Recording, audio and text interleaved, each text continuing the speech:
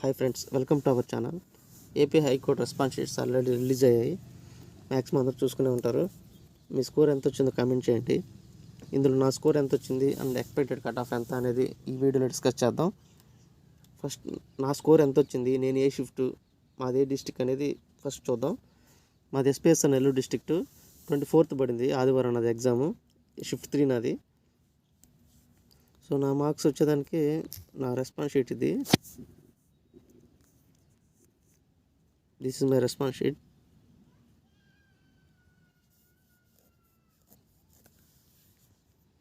కొంచెం క్వశ్చన్స్ టఫ్గానే వచ్చాయి మా షిఫ్ట్లో. మ్యాక్సిమం ఈసారి అన్ని షిఫ్ట్లు కష్టంగానే వచ్చినట్టున్నాయి. ఓకే, నా మార్క్స్ ఏంటో చూద్దాం. ర్యాంక్ మిత్రాలో మనకి ఈ లింక్ తీసుకెళ్ళి, ఇది ఇక్కడ పైన కనిపిస్తుంది, ఈ లింక్ తీసుకెళ్ళి అక్కడ కాపీ చేస్తే మనకి చూపిస్తుంది. ఇక్కడ కాపీ నెక్స్ట్ పేస్ట్ చేస్తే చూపిస్తుంది మనకి ఎంత స్కోర్ వచ్చింది అనేది. సార్ చూద్దాం. నేను ఆల్రెడీ చేసి పెట్టుకున్నాను, చూపిద్దామని. సార్ చూద్దాం. ఇది నా డీటెయిల్స్, మా ర్యాంక్, దీని ఓవరాల్ ర్యాంకు స్టేట్ వైడ్ ఇది 348 మెంబర్స్ చెక్ చేసుకున్నారు ఇప్పటి వరకు ఈ ర్యాంక్ మిత్రాలో. ఏపీ హైకోర్టుకు సంబంధించి జూనియర్ అసిస్టెంట్కి సంబంధించి నేను 118, అంటే నాకంటే 117 మంది ముందున్నారు.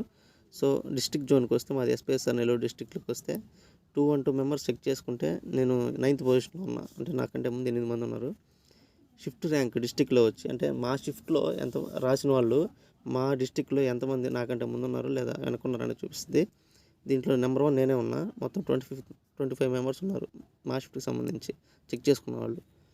కేటగిరీ అంటే క్యాష్ సంబంధించింది, నాకంటే ముందు 2 ఉన్నారు, నేను 3వ వాడిని. ఇంక యావరేజ్ మార్క్స్ షిఫ్ట్ ఇంకా ఇవ్వలేదు. ఇది నా స్కోరు. సబ్జెక్ట్ 1 జీకేలో వచ్చి 30 వచ్చినాయి.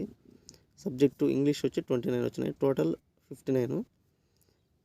జీకేలో 10 పోయాయి, ఇంగ్లీష్లో 11 పోయినాయి. Total 21 wrong, 15 correct. After 2-3 days analysis తర్వాత మనకి ఈ సైటు కొంచెం సైంటిఫిక్గా అనాలిసిస్ చేసి ర్యాంకు, నార్మలైజ్డ్ ర్యాంకు స్కోర్ అవి ఇస్తుంది. సో వీలైనంత వరకు అందరూ చెక్ చేసుకోండి. ఇఫ్ ఇన్ కేస్ చెక్ చేసుకునే దానికి ఎలా చెక్ చేయాలనేది కావాలంటే కామెంట్ చేయండి, ఒక చిన్న వీడియో చేస్తాను షార్ట్ టైప్లో.